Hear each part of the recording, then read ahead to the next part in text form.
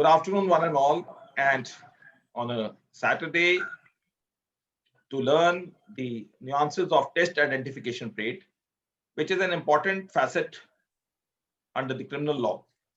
And consequently, as those who have been connected with us, they know that when Justice A.V. Chandrasekhar, a former judge of the Kerala High Court, of the Karnataka High Court, and who has also been closely related with the Karnataka Judicial Academy, and this factor, without anything else, whatever experience of 3 webinars and his choice of speakers I've seen is that, as what we say, he hammers the nail at the right head. And that is why his webinars on the YouTube thereafter, as well as on the Facebook, continue to be loved by one and all, because the way he gives the insights is not only fascinating, but at the same time, it goes deep well within the understandings of a common man as well as a professional. Sometimes you find that the test identification rate a lot of times is also discussed. I'm talking in respect of the persons who in the common society also connect with us. It's commonly read in the newspapers or the news channels whenever there are criminal cases being discussed on the social media. But simpliciter, while reading as a test identification rate, one flips further and moves on further. But what is the value and significance of the test identification rate? What is the aspects which are to be considered, and what are the facets which are relevant as a lawyer for the understanding of the criminal trial in a much better way? And being a student of law or a lawyer, as to what are the relevant and to be discussed further. Without taking much time, I would request, sir, on behalf of all those participants, to show us the light in the areas where it is slightly gray or dark, so that we are in the proper sunshine of understanding as usual, because we know that once you take the things forward, we can see clearly. Over to you, sir. Good evening to the respected viewers. Thank you, Mr. Vikas Chatrat, for organizing this meaningful webinar. We have been conducting good number of webinars on various facets of law relevant for the judges as well as lawyers and law students. It's nice to hear that especially the lawyers are interested in knowing more and more about law and their applicability in the courts. Today's lawyer may be a tomorrow's judge. Therefore, lawyers need to work hard and know the basics. I have been stressing upon the need, the provisions of Indian Evidence Act thoroughly, and to be efficient in using the same while conducting cases in the trial courts, whether civil or criminal. Friends, going to the subject slated for today's webinar, I would like to impress upon the need of understanding the first principles involved in Evidence Act.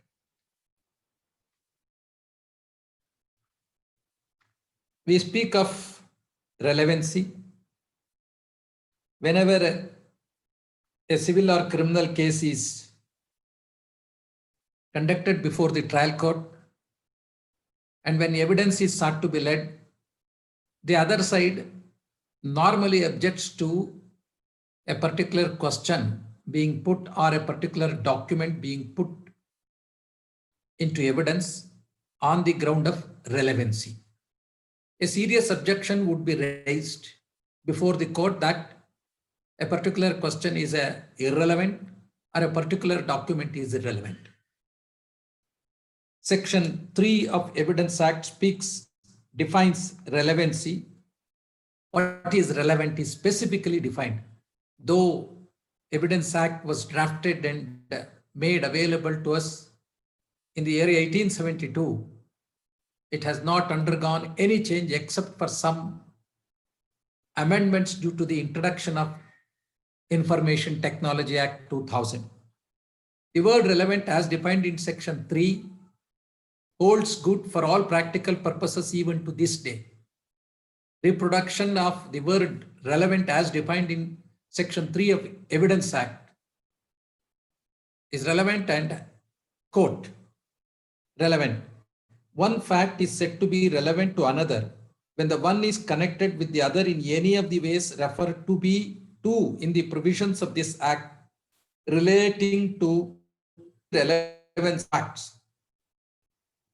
And then facts in issue, quote, the expression facts in issue means and includes any act from which either by itself or in connection with other facts, the existence, non-existence, nature or extent of any right, liability or disability asserted or denied in any suit or proceeding necessarily follows.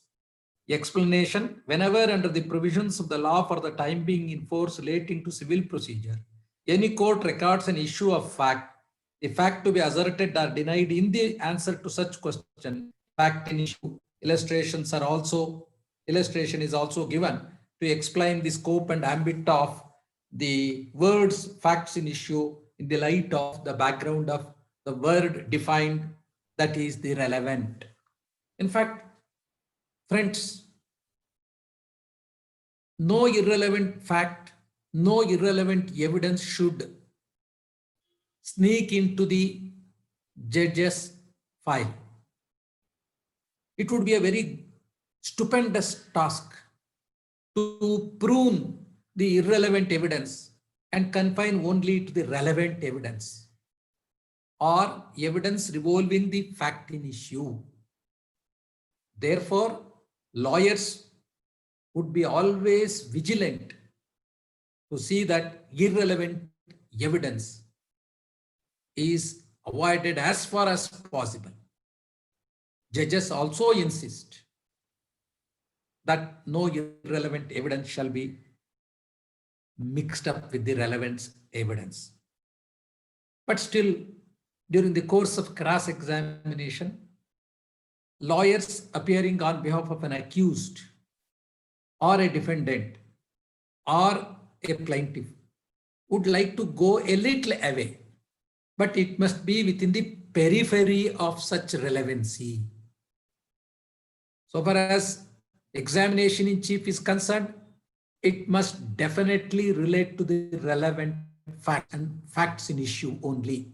So far as cross-examination is concerned, a little leverage is given to the advocates while cross-examining such witnesses, and courts will not normally interfere. Many a times it so happens. You are in the process of cross-examination. The learned judge tells you, how is it that relevant? You will say, sir, the witness is very intelligent. If I am expected to explain the relevancy of that question, he may become alert. Please allow me to put this question as a foundation for the next question, which revolves around the fact, issue in fact, or the relevancy. Under such circumstances, the judges will be slow to interfere and will allow such questions, because such questions, according to the learned counsel, appearing for the particular witness while cross-examining would be relevant. Let's keep this in mind. Let us go forward. Sections 5 to 55 deal with relevancy. They are found in chapter 2. It's a voluminous chapter in the Evidence Act. May I request all of you, those who have not gone through the Evidence Act, to bestow their mind to look into these provisions deeply. Section 9 is one such section which deals with the relevancy. Relevancy relating to the facts necessary to explain or introduce relevant facts. Section 9 speaks as follows, quote, facts necessary to explain or introduce relevant facts. Facts necessary to explain or introduce a fact in issue or relevant fact, or which support or rebut an inference suggested by a fact in issue or relevant fact, or which establish the identity of anything or person whose identity is relevant, or fix the time or place at which any fact in issue or relevant fact happened, or which show the relation of parties by whom any such fact was transacted are relevant insofar as they are necessary for that purpose. So we are the entire section 9 in this webinar. We are dealing with a part of section 9 insofar as it relates to the identity of a person whose identity is relevant. If you take the scope of section 9, it may take many webinars, but we are restricting to the issue insofar as it relates to the identity of a person whose identity is relevant. Normally, identity would be relevant in mostly criminal cases.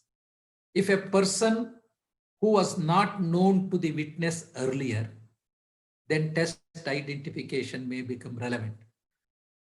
This test identification, hitherto, till 2006, there was no statutory backing for holding a test identification parade. Section 9 only deals with the relevancy. If a test identification is held and if that is thought to be placed before the court in the forum of the witnesses who have identified the accused and the person who conducted the test identification, the court would only discuss about the relevancy. But there were no corresponding sections making it obligatory on the part of the investigating agency to make a request to the concerned to hold a test identification parade. But fortunately, the Criminal Procedure Code has been amended from time to time. One such amendment is to section 54 of CRPC. What does section 54A? 54A, identification of the person arrested. Identification of the person arrested arises only if the person arrested is not known to the victim or the witness at any point of time. And his identity was very difficult to be made known at the time of the commission of the offense or soon thereafter. Quote section 54A, which has come into effect from 21/6/2006, wide Act 25 of 2005 of the Parliament. Quote, identification of person arrested, section 54A, where a person is arrested on a charge of committing an offense and his identification by any other person or persons is considered necessary for the purpose of investigation of such offense. The court, having such jurisdiction, may, on the request of the officer in charge of a police station, direct the person so arrested to subject himself to identification by any person or persons in such manner as the court may deem it fit. This section not only enables the investigating agency to make a request to the concerned jurisdictional court at an appropriate point of time, conduct an identification test of the accused, of the person accused of the offense, and also empowers the concerned court to pass such orders deemed fit. And especially if such a request is allowed, necessary directions should also be given. So the court cannot merely say, the application of the investigating agency is allowed, let a test identification parade be held. What precautions will have to be taken must be made known to the investigating agency. What directions need to be given must necessarily be given by the concerned judicial officer who is in charge, who is the jurisdictional magistrate or the sessions judge, as the case may be.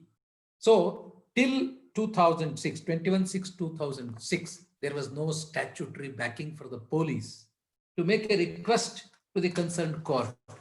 As a result of the said amendment, police now have an additional power to request the court, concerned court, to hold an identification parade. There is a proviso.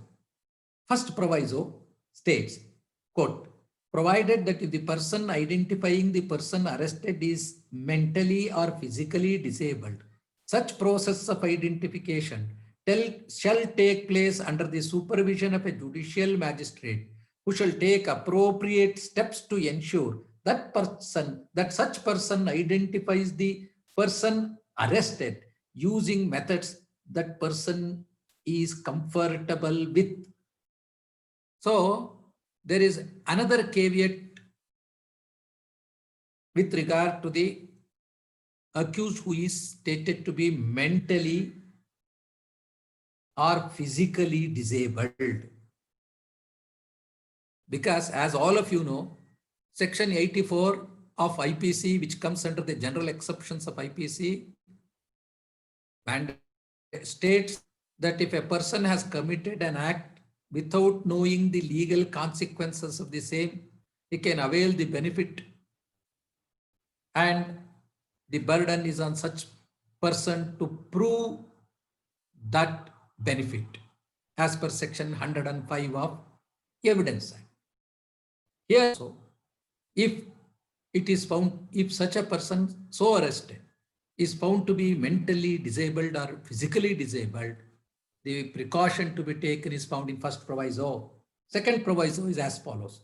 Quote, provided further that if the person identifying the person arrested is mentally or physically disabled, the identification process shall be videographed. Therefore, Section 54A, which has come into effect from 2006, has two caveats in the form of two provisos. All of you know very well that provisos, explanations, and non-obstante clause are found in interpretation of statutes, and the greatest book and the finest book we have is of late Justice G.P. Singh, former Chief Justice of Madhya Pradesh High Court. It is a treatise on the interpretation of statutes. The young lawyers and law students are well advised to purchase a book of Justice G.P. Singh. Friends, having given a prelude, now let us see whether this Section 9, by which an accused will be directed to subject himself for identification,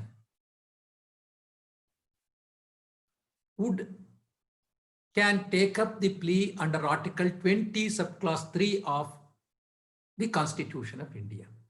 Whether such a direction given by a judge to subject the accused lodged in the jail for test identification parade would violate the Article 23. As all of you know, Section 27 of the Evidence Act is a wonderful section which acts as an exception to Section 26 of the Evidence Act. What does it say? I will quote. This is very relevant for understanding the scope of Section 9 also, and the wonderful eloquent decision given by the Constitutional Bench of the Supreme Court way back in 1962. All the judges of the Supreme Court sat and have decided the constitutional validity of Section 27, and incidentally, Section 9 also comes into picture. Quote Section 27. How much of information received from accused may be proved. So before that, Section 26 I will have to read, and then Section 27. 26 quote, confession by accused while in custody of police not to be proved against him. No confession made by any person whilst he is in the custody of a police officer, unless it be made in the immediate presence of a magistrate, shall be proved as against such person. So no confession made by an accused while in police custody is admissible in evidence. This is also found in Article 20, subclass 3. But it will be admissible provided such a statement is made in the immediate presence of a magistrate. Section 164 of CRPC speaks about the mandatory procedure to be applied by the magistrate while recording the confession of an accused. Is it not? Then Section 27, how does Section 27 acts as an exception to Section 26? Because it starts with proviso. Section 27, how much of information received from accused may be proved, provided that when any fact is deposed or deposed to as discovered in consequence of information received from a person accused of any offense in the custody of a police officer, so much of such information, whether it amounts to a confession or not, as relates distinctly to the fact thereby discovered, may be proved. So such fact distinctly discovered because of such information would be relevant. So the constitutional validity of this Section 27 was called in before the Honorable Supreme Court way back in 1962. A constitution bench of the entire consisting of all the then judges of the Supreme Court decided the matter, with lone exception of dissent by Justice K.C. Dasgupta. It was presided over by Chief Justice B.P. Sinha, Judges S.J. Imam, S.K. Das, P.B. Gajendra Gadkar, A.K. Sarkar, K. Subrao, K.N. Vanchu, Raghubir Dayal, N. Rajagopal Iyengar, and J.R. Mudhogodkar. Great judges of the Supreme Court. The only dissenting opinion was of Justice K.C. Dasgupta. What does it say? It is ultimately held that Section 27 is not violative of the provisions of the Constitution of India with regard to Article 21 or 20 subclass 3. What does it say? Paragraph 16 is very relevant. An accused person cannot be said to have been compelled to be a witness against himself simply because he made a statement while in police custody without anything more. In other words, the mere fact of being in police custody at the time when the statement in question was made would not, by itself, as a proposition of law, lend itself to the inference that the accused was compelled to make the statement, though that fact, in conjunction with other circumstances disclosed in evidence in a particular case, would be a relevant consideration in an inquiry whether or not the accused person had been compelled to make the impugned statement. This decision is reported in AR 1961, SC 1808, State of Bombay versus Kathi Kalu Woghad. Kathi Kalu Woghad. Friends, the second conclusion is, quote, the mere questioning of an accused person by a police officer resulting in a voluntary statement, which may ultimately turn out to be incriminatory, is not compulsion.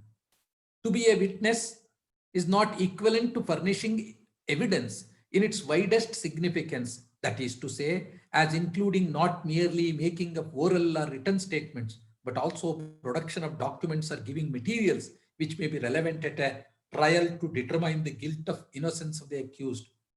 Giving thumb impressions or impressions of foot or palm or fingers or specimen writings or showing parts of the body by way of identification are not included in the expression to be a witness.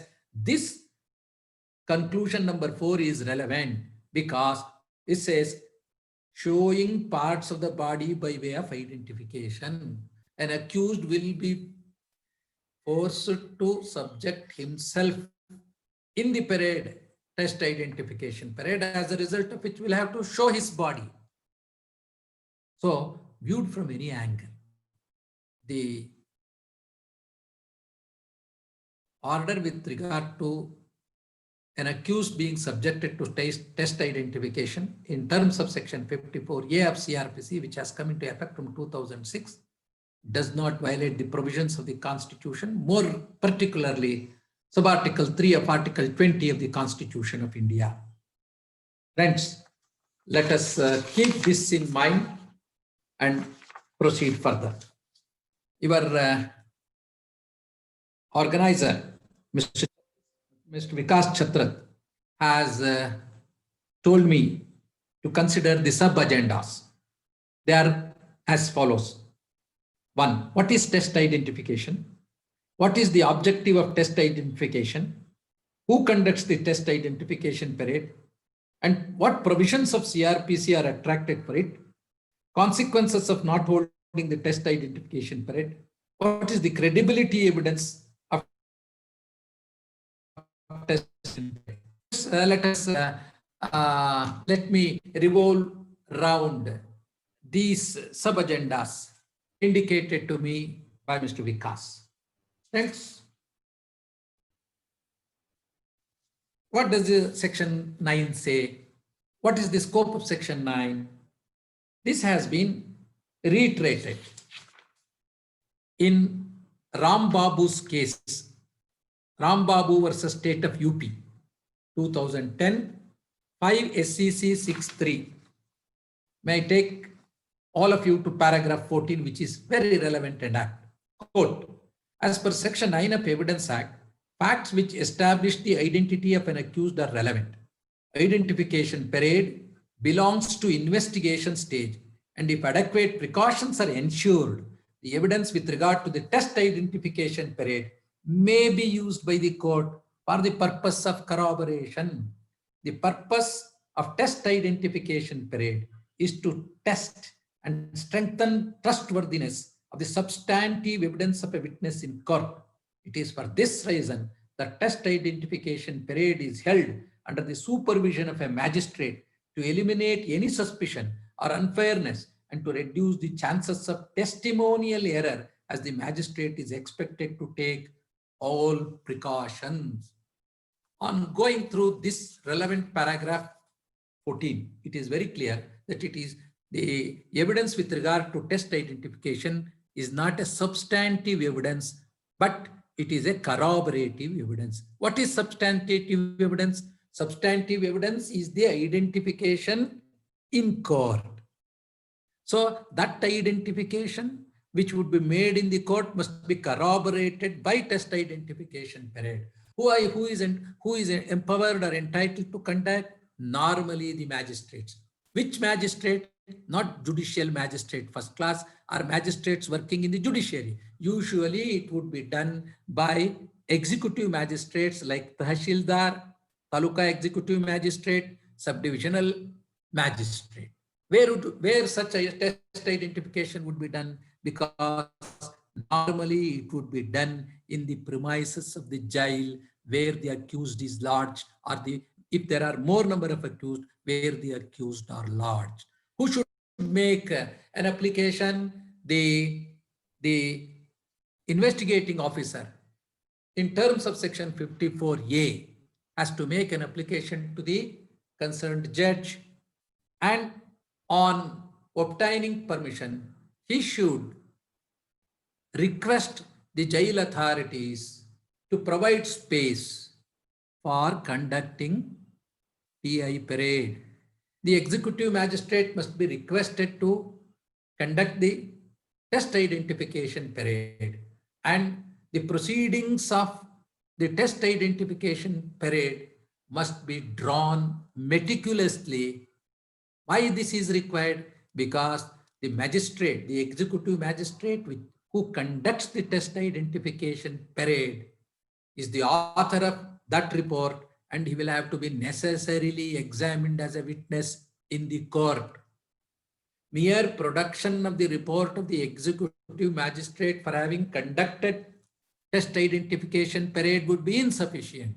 The author of that report must necessarily be examined before the court, and he must have been cited as a witness in the charge sheet. Even if he is not cited as a witness, nothing comes in the way of the court to examine anybody as a witness, though not present, though not cited as a witness, in terms of section 165 of the Evidence Act. 165 of the Evidence Act is a powerful weapon in the hands of the judge, but it is rarely used. No judge will be afraid of using it whenever it is absolutely required. Friends, what precautions will have to be taken? How that must be held? How parade must be held is the question. There have been umpteen number of decisions of the apex court about the manner in which a test identification parade will have to be held, the precautions to be taken by the executive magistrate in conducting the test identification parade. Normally, each state will have its own police manual. That police manual, apart from the law laid down by the Honorable Apex Court or the concerned state high court with regard to the test identification parade, they will also have acquired some experience out of their conducting, investigating cases that will also be put into practice. For example, Karnataka has a wonderful manual called as Karnataka Police Manual. By virtue, though it does not have any statutory backing, it has acquired a lot of evidentiary value, lot of value because of the experience of the police officers who have conducted different kinds of cases. Mr. K.S. Suresh Babu, retired Additional Director General of Police, is the author of Commentary on Karnataka Police Manual. In Chapter 3, Volume 2, there is a specific reference about this test identification paradism, and the learned author has relied upon the leading decisions of the Supreme Court with regard to the test identification parade.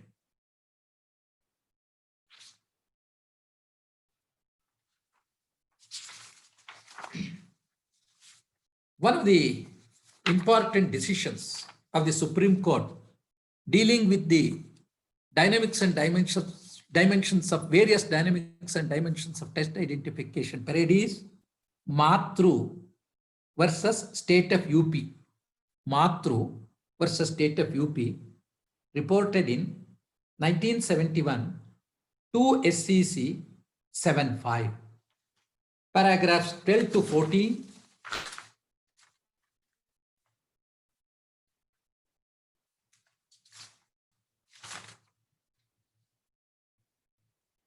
paragraphs 9 to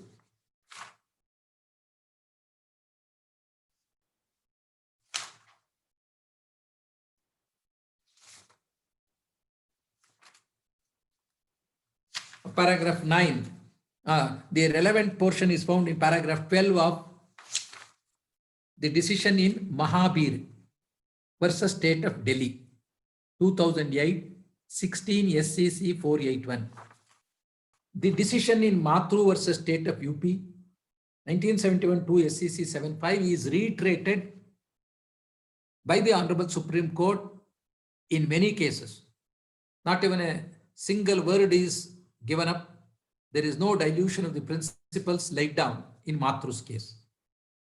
I think reiterating paragraph 9 of the judgment in Matru would be relevant and would cover the whole scope of section 9. Quote, as was observed by this court in Matru versus State of UP, identification tests do not constitute substantive evidence.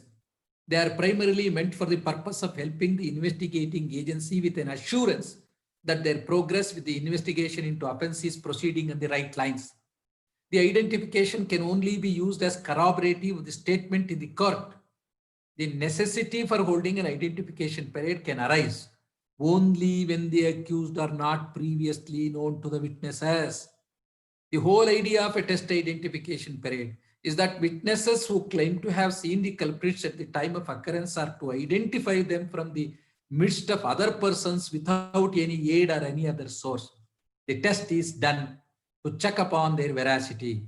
In other words, the main object of holding TI parade during the investigation stage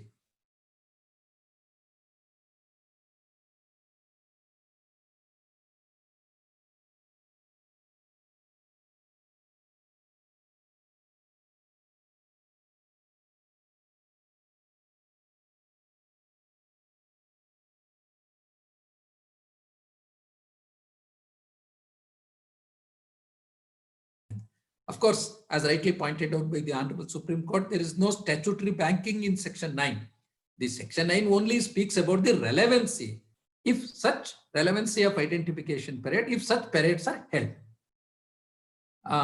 Because the Prisoners Identification Act, there is a separate act called as Prisoners Identification Act. So that will be normally made use of.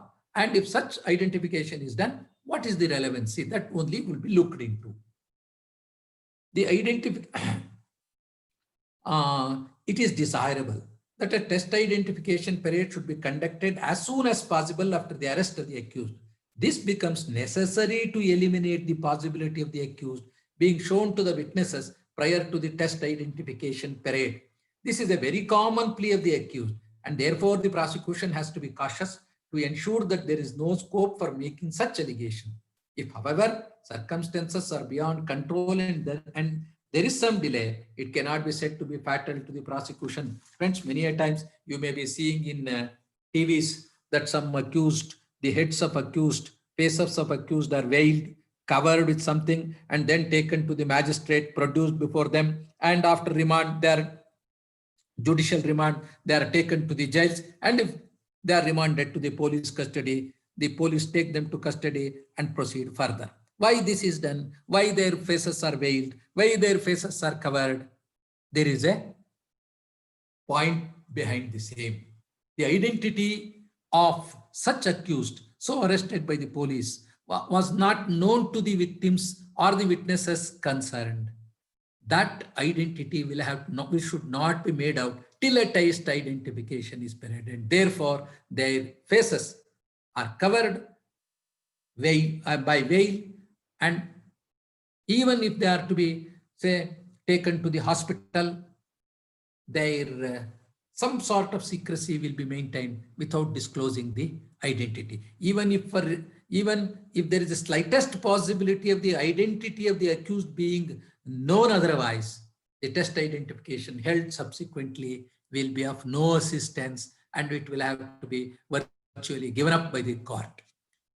Therefore, there is a caution.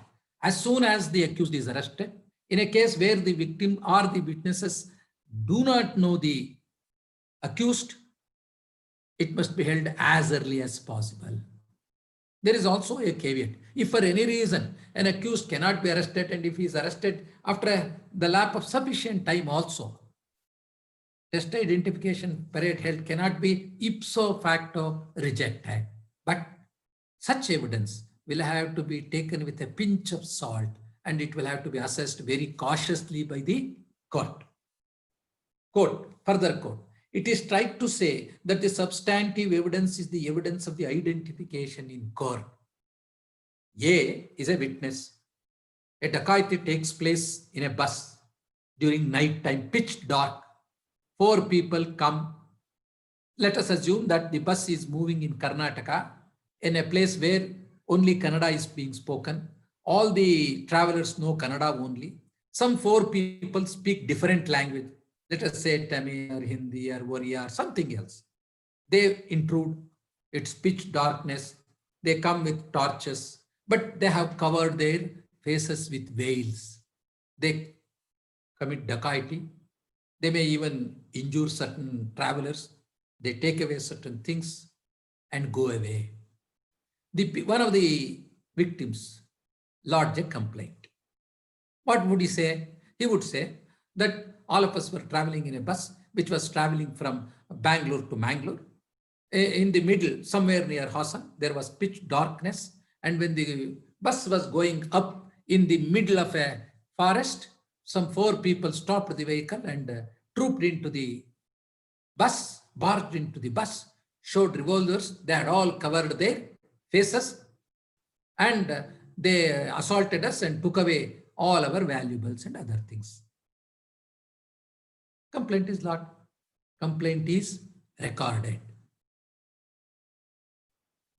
Witnesses, that is the victims or other persons who had not been robbed or who had an opportunity to see what was happening, did not know the accused because identity was not known.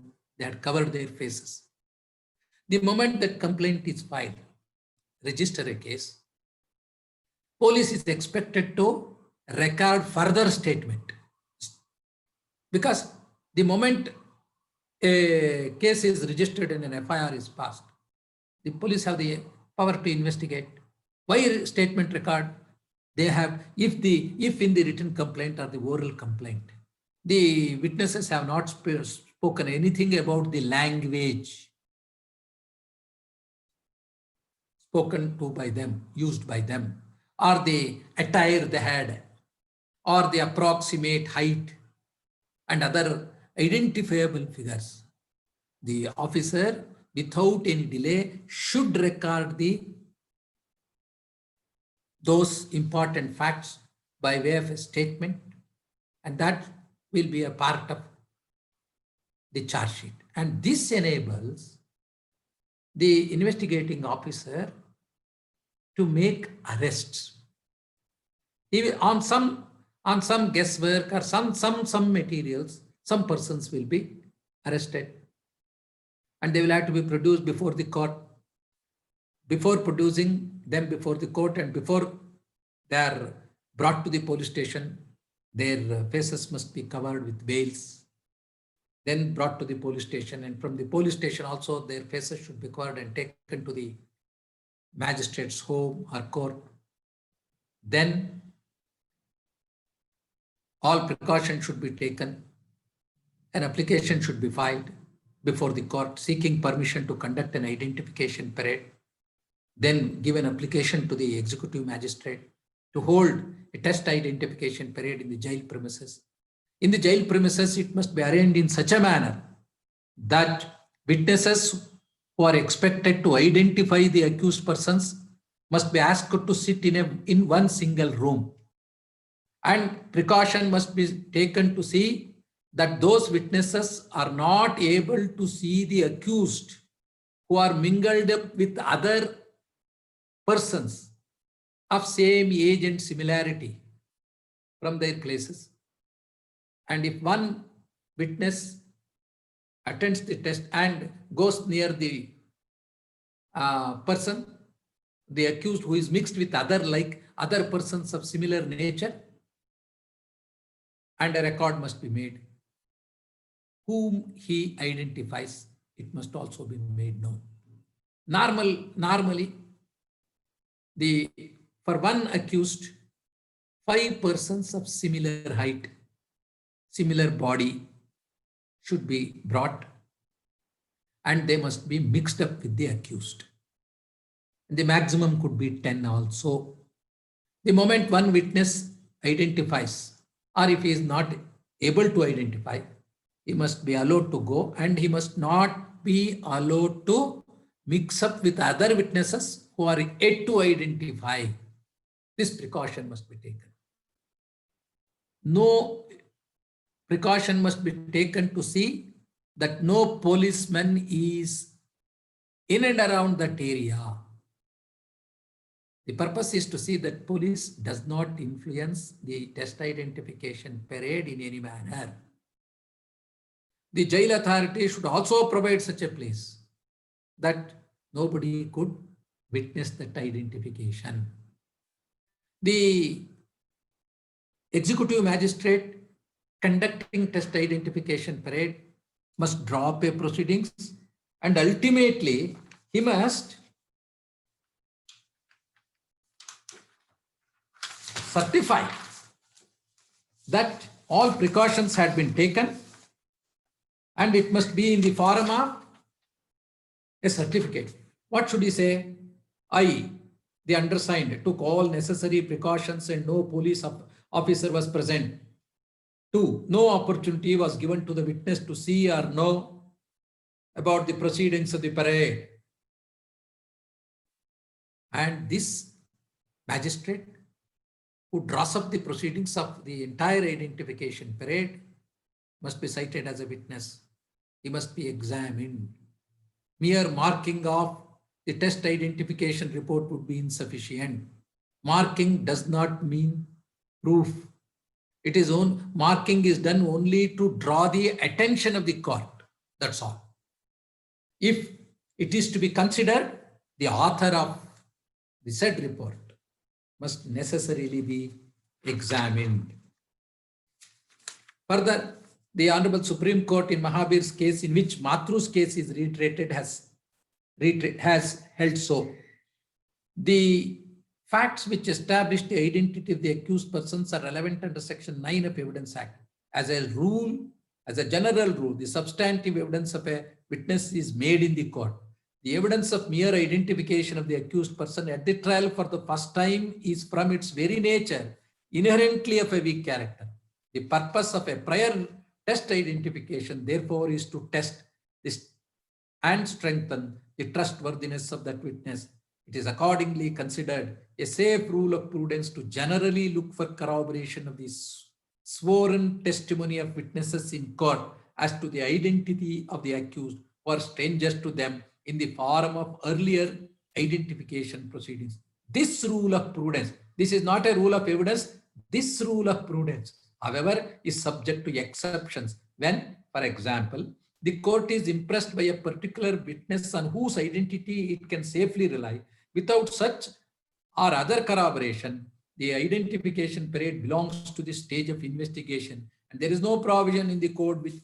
So, friends, let us stop this. This is a very lengthy decision, but a very, very important decision. Then we will see, normally, the courts will be slow in taking the evidence with regard to test identification as an important factor. If there are other evidence, like the evidence with regard to identification in the court, and if it is corroborated in material particulars with the test identification already done, without any blemish, it would strengthen the court to arrive at a proper conclusion. On reading the important judgments of the Supreme Court, it is very clear that the test identification will be done by the investigating officer during the course of investigation to reassure himself that he is proceeding in a right direction. Proceeding in a right direction.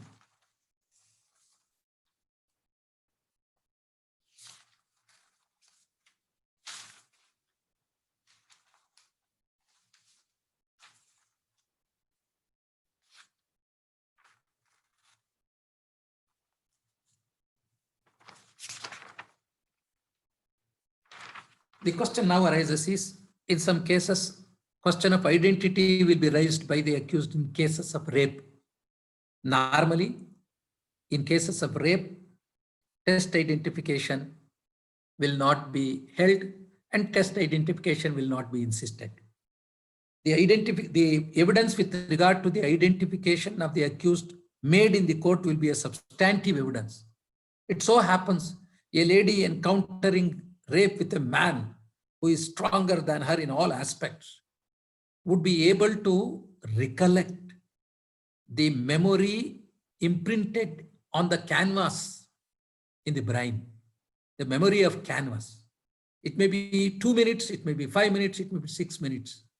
It may be, there might not have been proper light also, but the lady who had undergone such trauma will have recorded what she had undergone with reference to the man's identification. And if a person is already known earlier in any form, test identification will not be insisted. And accused has no right to insist for a test identification.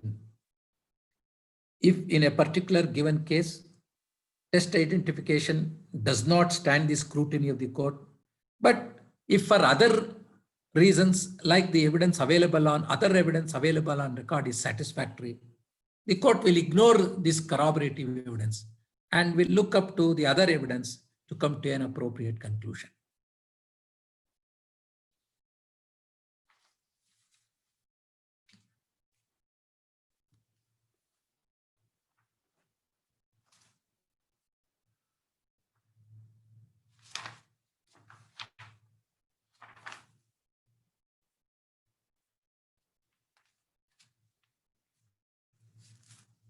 What precautions to be taken before subjecting the accused is secure the services of a magistrate for holding an identification parade. If no permission is obtained by the magistrate to conduct a test identification parade, and if it is done, warn the accused person that he will be put up for a parade and he could keep himself veiled. That can be made applicable even when permission is taken. When one accused is arrested in a case in which more than one accused is required to be identified, do not postpone the parade of the arrested accused till others are secured. That means the moment you arrest, the police officer arrests one accused, he must be subjected to test identification parade, and he should not wait till the other accused are arrested. Other persons participating in the parade should be of the same build, age, dress and appearance as the suspects. Maintain a minimum portion of 1:5 and a maximum proportion of 1:10. Distribute the accused among others. They should not be made to stand together.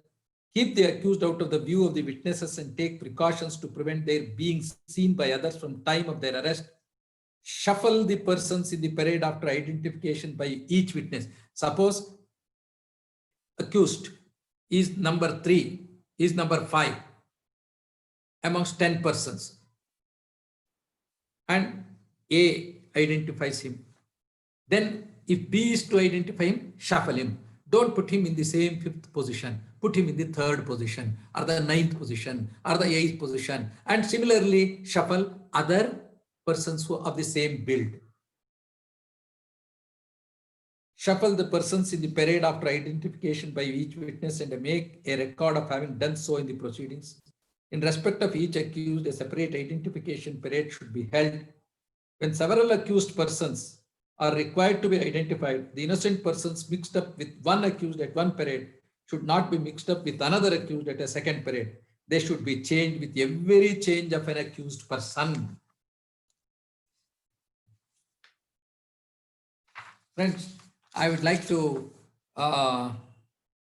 quote a judgment, very important judgment, 2011, 11 SCC 3436, Sukhbir Singh and another, State of Punjab.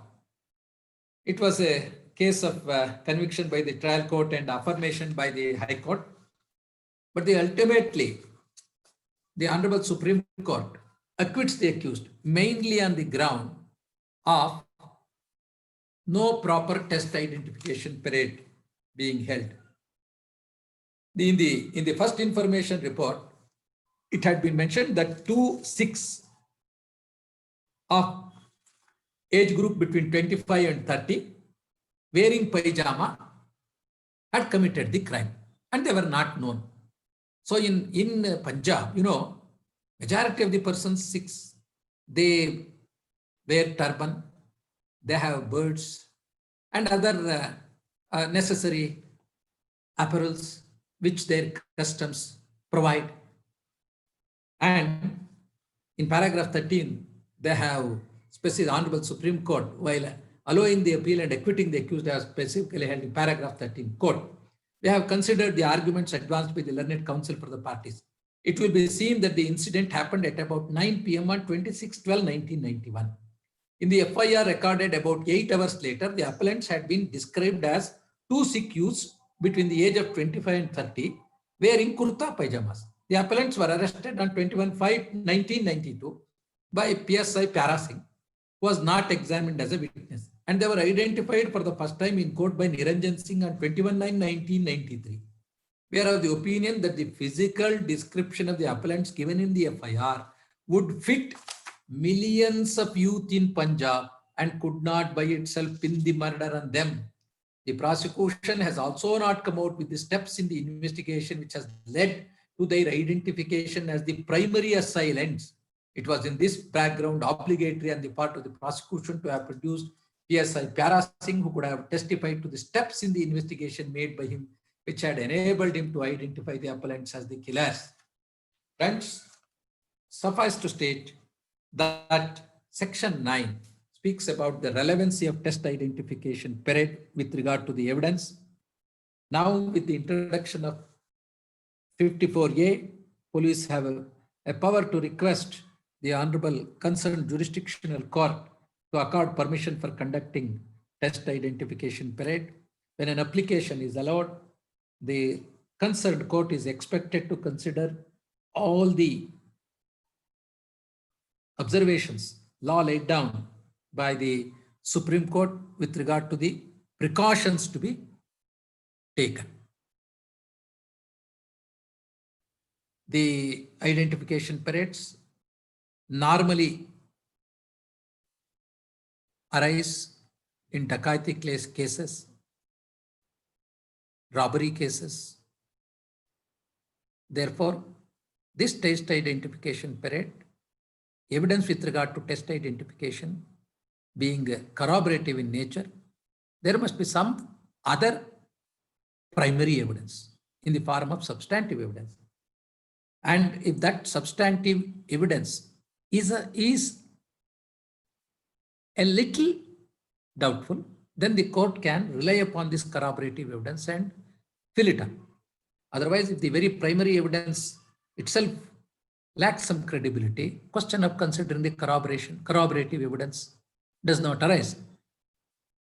Therefore, the lawyers appearing for the accused will have to deal with the precautions taken by the police, the executive magistrate, and the jail authorities in conducting information in test identification parade. Taking all these into consideration, I feel that the lawyers conducting criminal investigation, so criminal cases, must be thorough with the provisions in test identification parade.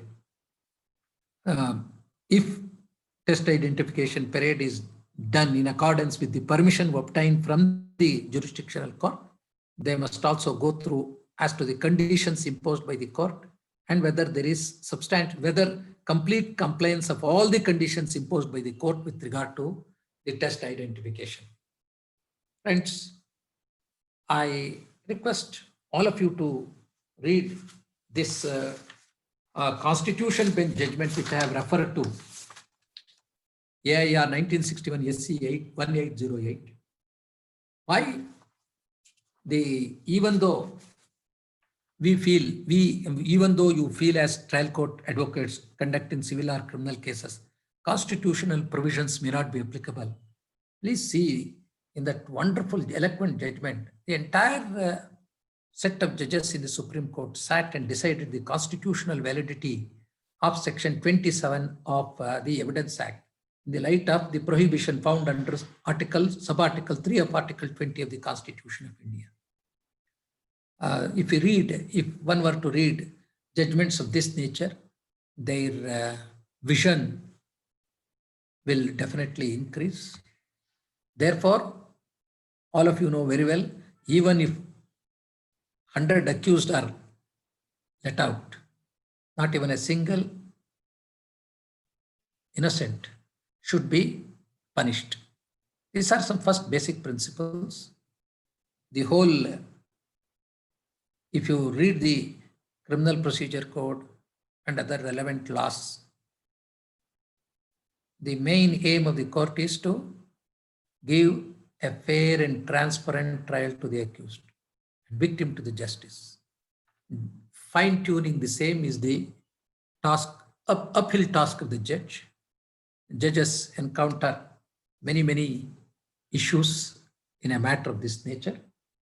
I'm confident that this webinar would kindle would make the young lawyers to study a lot, conduct cases tenaciously to defend their clients. I'm grateful to the organizers, more particularly Mr. Vikas Chatra, for giving me an opportunity to share my little experience with regard to the applicability of test identification parade in criminal cases.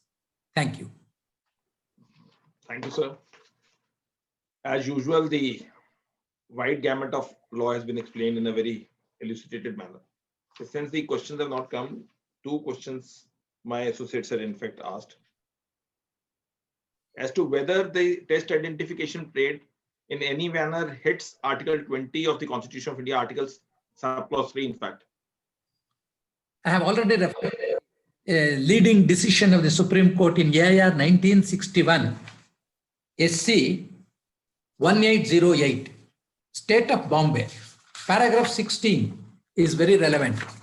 See, what does it say? 4, conclusion number 4, giving thumb impressions or impressions of foot or palm or fingers or specimen writings or showing parts of the body by way of identification.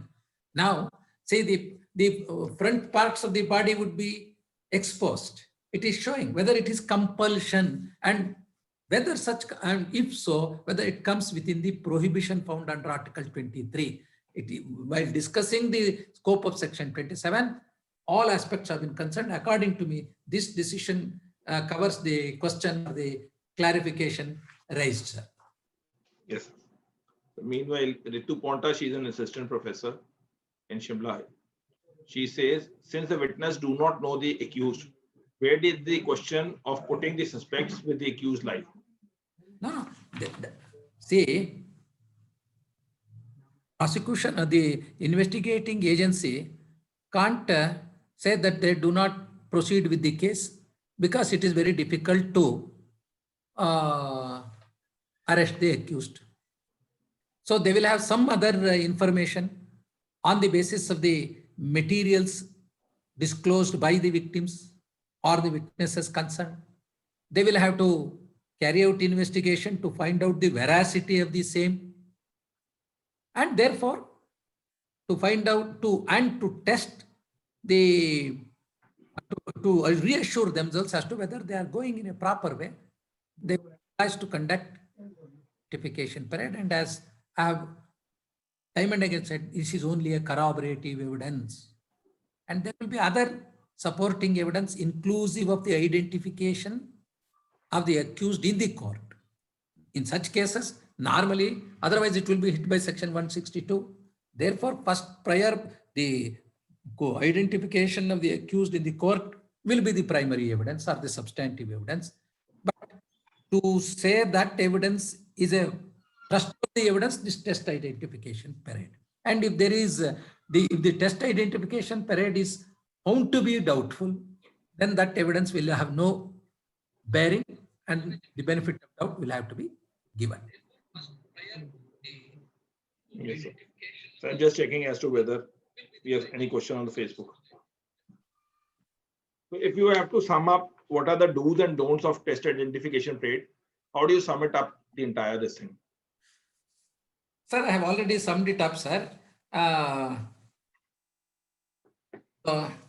Lawyers practicing on criminal side are expected to purchase police manual prepared by the respective states. In Karnataka, we have wonderful commentary on Karnataka police manual prepared by Dr. Suresh Babu, who was the Additional Director General of Police. Do's and don'ts found, I have already said. What are do's and what are don'ts? The moment you obtain a permission in terms of Section 54A of CRPC to conduct a test identification parade from the magistrate, take the accused, bailed to the jail premises after indicating them, get the executive magistrate. Till such time, their identity should not be disclosed in any manner. The witnesses who are expected to identify must be made to sit in one room. Prior to that, no photograph should have been seen, shown. steps must be taken to see that no police officer or police official would be there in and around the premises. And for one accused, the minimum same billed age persons are 5 or maximum 10. And if there are more witnesses to identify, shuffle them pertaining to each witness. And after the identification is done, see that he goes out of the set and does not mix the other witnesses who are yet to identify. And the magistrate must make a complete proceedings of the test identification period, and he must also append a certificate which I mentioned there, and it will be a part of the final report in terms of section 173(2) of CRPC. And the magistrate must be cited as a witness. He must be called to vouchsafe the contents of the report and the proceedings held by him. These are some important aspects. And non-conducting of test identification parade may not be fatal in each case. It is all dependent upon the facts of each case. It should be done as early as possible, the moment the accused is arrested. As rightly pointed out by the Supreme Court, don't wait till all the other accused are arrested. The moment you hold the arrest and the moment an investigating officer arrests the accused, he must be subjected if he was not known to the victim or the witness at any prior point of time, and the identity was very difficult to be made known at the time when the commission of offense was committed. These are some broad factors to be kept in mind. Thank you, sir, for enlightening us for this vital aspects. One is, now Naveen Kumar says, can an accused refuse to participate in test identification parade, and what can be the possible grounds? No, he can't now. Earlier, see, prior to that, there could have been a refusal. But even in Test Identification Parade Act, in the Prisoners Identification Act also provides for conducting test identification parade. But in the light of a specific provision being introduced in Criminal Procedure Code in terms of Section 54A, and the same being not violative of Article 20 subclass 3 of the Constitution of India, in the light of the law laid down by the Honorable Supreme Court in year 1961, SC 1808, he can't refuse. He can be compelled. Compelled. Thank you.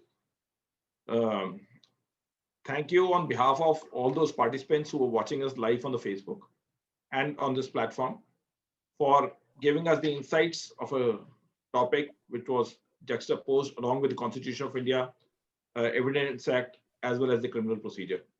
And for all those practicing lawyers as well as the subordinate judiciary, they would be quite benefited from this topic.